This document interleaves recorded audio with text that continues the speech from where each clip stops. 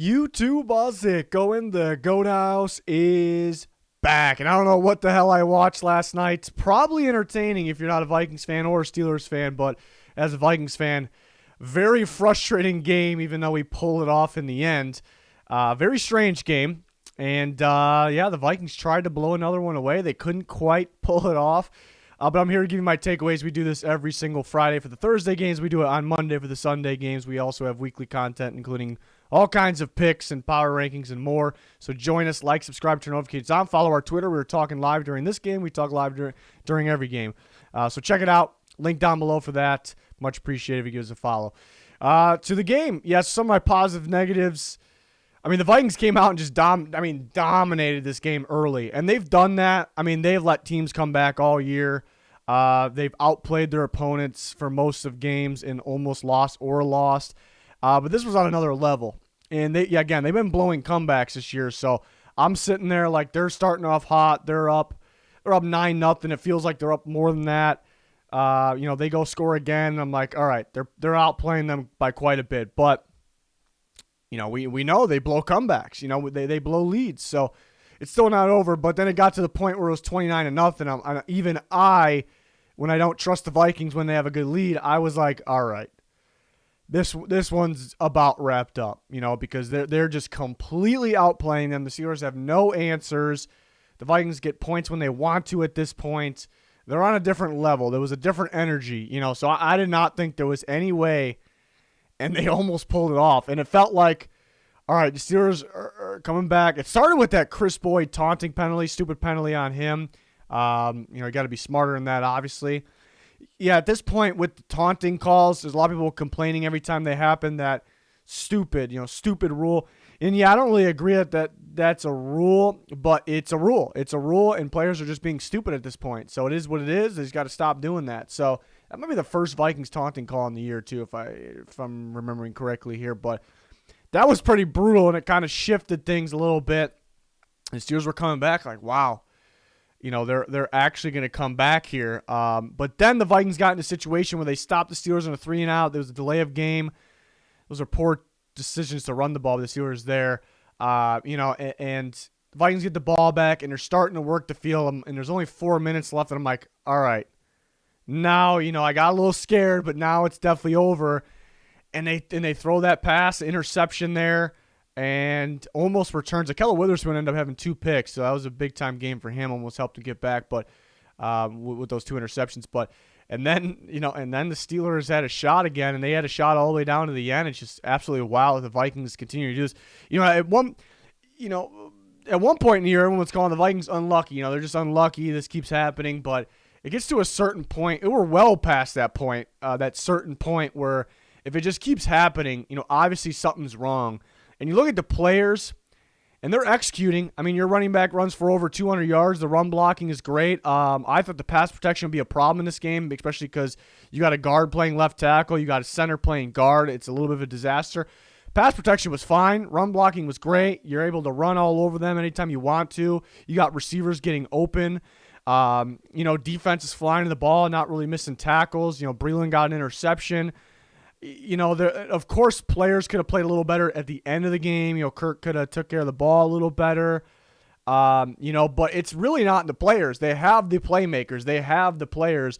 And it just falls on the coaching here. If it happens this many times, it's the staff. And we've seen other games where they get the lead and they run, punt, run, slip screen, run, punt, and they insist on the run when they're getting no yards. And now in a game where the run is working every single time you run the ball, you're trying to pass. The interception by Cousins, the big one, the second one, that first it's on the play call because that you shouldn't be passing the ball there. But if you're going to pass the ball, that play design is a timing throw. It's kind of a 3-step drop and throw, a timing route to KJ Osborne. That should not be called there. But then Osborne's also at blame because he kind of really just got outworked on that play.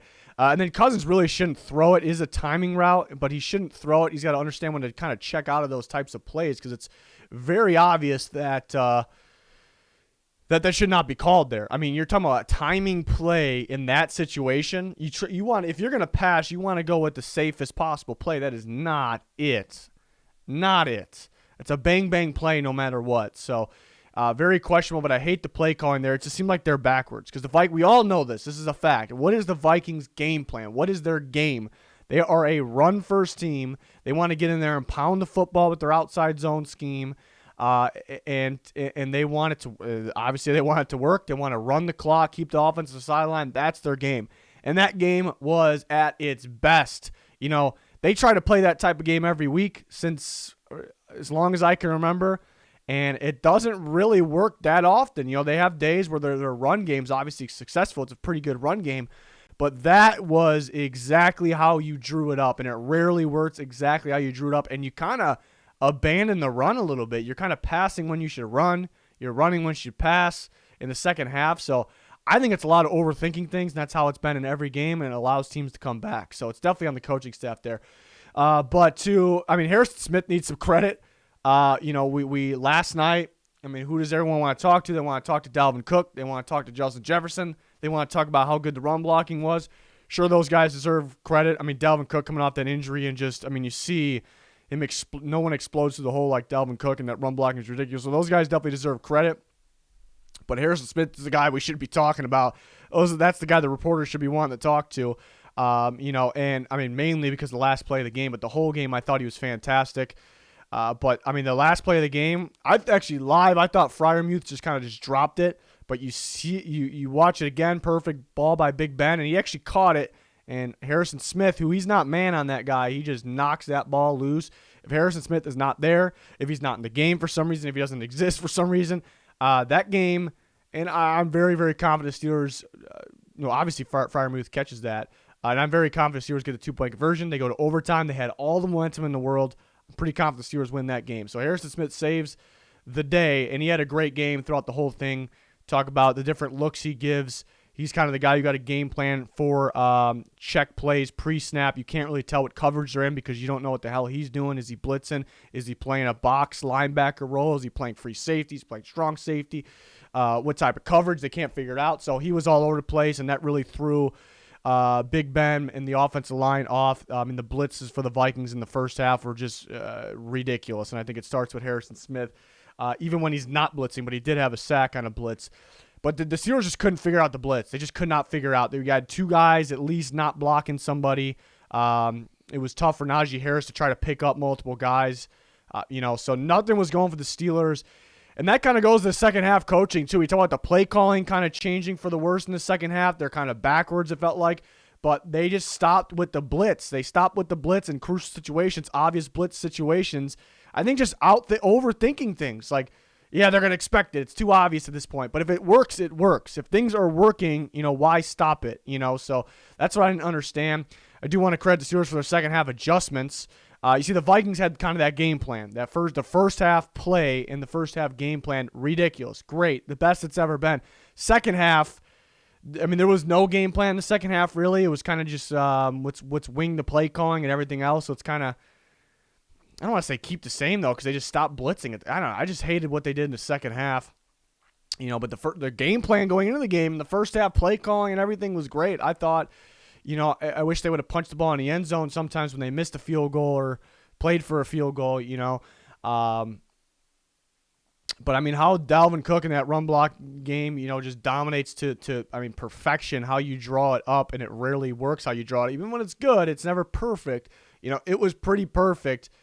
And then, you kind of let this game slip away. It's pretty mind-blowing how that works. It really is. And if you're worried I could see an excuse being, we didn't, because they should have ran the ball more. Everyone knows that. But the excuse could be, well, we didn't want to overdo it with Dalvin. Well, then put Alexander Madison in. He was gaining, how many yards per carry? At least 7. So just put him in then. He can run. You guys know that. So that really can't be the excuse. Cousins was, this reminded me of last year, because let's go before last year. Washington days and Vikings days before last season. Kirk Cousins was kind of this solid quarterback, average, maybe a little bit above average quarterback, plays it safe, pretty accurate, but, can't win those giant games, can't make that huge game-changing play too often at all. That's kind of how he was before last year. Last year, something changed. He was either a big play guy or a big negative play guy last year. And it was odd to see. Coming into this year, he kind of went back to more of accurate, play things safe, but still brought a little bit of that, more of that big play ability from last year, but by playing it safe, and this is why it's kind of been his best year. But this game reminded me of last year, Kirk Cousins. You see these wild throws, even ones that weren't complete. And that Justin Jefferson one early that he almost snagged at one hand. It was a beautiful throw. He had a beautiful throw to KJ Osborne for a touchdown, much needed at that point. He had a beautiful throw to Dalvin Cook on one of the last drives of the game on third down. I mean, it's a perfect throw. But then he has the decisions where one interception was it's a risky decision because he throws in a triple coverage. It looked like he was going to fit it in there. It got slightly tipped, and then Jefferson couldn't hang on. Second interception, I do not love the play call of passing, and I talked about it, but making that deciding to do that timing play, but Cousins should know better. You don't have to throw the ball, but it is kind of one of those plays, 3-step drop, look from left, right, throw.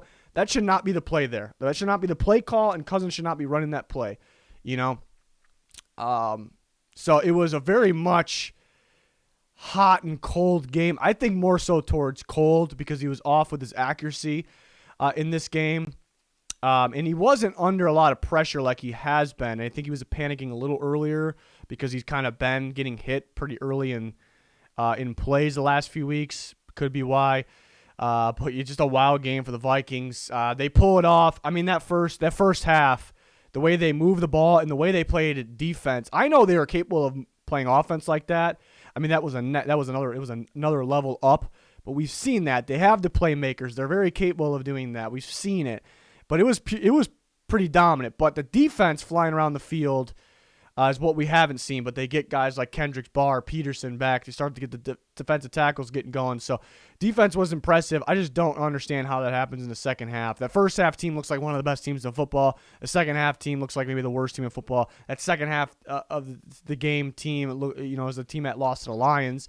That might be the worst team in football. For the Steelers, the second half adjustments because they nothing was working in the first half. So credit to Mike Tomlin and those guys adjusting in the second half. Big Ben was throwing the ball very well in the second half. For sure. The offensive playmakers stepped up. I know people were ripping Claypool a little bit, had a bad penalty early, and then wasted time with the celebrating the first down. It was pretty stupid. It's weird. Claypool, like Notre Dame Claypool, and this Claypool, it seems like a totally different guy. But the playmakers overall, they had some really good contested catches, some huge plays that got them back in this game, like clutch plays. They were making every single one. That kind of goes to that last part there. Why weren't they taking those shots early? I know a lot of time they were blitzed and they didn't have the time, kind of going back to why the hell didn't the Vikings blitz them in the second half a lot because they were doing it in every third down in the first half, but there was still opportunities for shots because they were making plays even in when the coverage was good. Why? Because plain and simple, Deontay Johnson, Chase Claypool, and probably James Washington are just plain and simple better than the Vikings corners. I mean, you expect Peterson was solid. He'd be you like him matched up against James Washington, guys like that. But the best, you take the corners from the Vikings, you take the receivers from the Steelers. Give me the two best players out of all of them, and there's no question it's Deontay Johnson and Chase Claypool. All right, so that and they were winning their battles. So that was big time. And that helped them get back. Offensive line, again, second half adjustments were good, but they were clueless in the first half. They didn't know who to pick up. It was a pretty bad job. Run defense was pretty bad the whole game. Really, they started to make some stops the second half. It was more so the Vikings were passing, giving them gifts there. Run defense, it was just kind of wide open. There was just nobody there to make the stop. It was kind of on the safeties. Minka Fitzpatrick saved the touchdown on one ankle tackle. It was a beautiful tackle. It was just kind of their jobs, but again, question the lack of shots early. Again, there was times where they couldn't because of the blitz, but why wait till the obvious passing down, the obvious blitz down to make it harder on yourself? So wasn't really thrilled to see Steelers play calling, but then it really got going towards the end, minus that one series where it was 3 runs and delay of game and punt, which should have ended the game. Like at that point, it was like, all right, the Vikings got it. We got a little bit of a scare, but the Vikings got it. Nope, guess again. I feel like there are worse teams than the Vikings, a team they lost to last week, but I don't even think the Lions would blow something like that, So I don't know. I don't know what the Vikings. I mean, I do know. It's really, we know it's not the players. These players are executing. They have the playmakers. Sure, guys mess up here and there. Bad penalty by Chris Boyd. They had a lot of pass interference calls down the stretch. But players aren't going to. Every single player is not going to play flawless. There's the whole game. That doesn't exist in the NFL. It doesn't exist in sports. I think the coaching's pretty backwards. I really think so. The game plan's great, but it's pretty easy to game plan when you have those talented players and you're going against a Steelers team that you can run the ball against, and they know they're going to play man coverage. I just don't really understand what's happened in the second half. So could be a bad thing if the Vikings somehow sneak into the playoffs because will Zimmer keep his job? I'm more so, and Zimmer deserves to lose his job because he's a head coach and this keeps happening. And he's a defensive guy, and you see that how the defense plays early in games in the blitz, the A gap blitzes, and just nothing like it. But then he kind of shuts down the second half. His defense shuts down in 2-minute drills in the end of the first half, the end of the second half, the end of the game. Too much soft coverage, kind of just giving up free yards, and the players aren't just going away from what their coach tells them to do. That it's kind of coaching there. So overall, Zimmer is a good defensive coach, but I'm not sure what's happening right now. But Kubiak and the play calling is a little questionable. And he's never been a play caller before, so that's the tough part. But Steelers. Good comeback, but it's definitely concerning with that mainly that run defense, but in that offensive line as well. And then how it takes, you kind of bank on the second half adjustments. They came back last week, even though it was a much tighter game and a much more winnable game last week, even though this one ended up being winnable. But, the Vikings, we get another primetime game with them next time. Next week against the Bears on Monday night. I'm sure it'll be a wild one. That's just how it goes there. So that'll be it for this video. Check us out on Twitter. A lot going on there. Link down below for recent videos of the week as well. Check them out. Like, subscribe, turn notifications on. Be much appreciated. If you do that. And, that's going to do it for this one. Thanks for watching. Goodbye.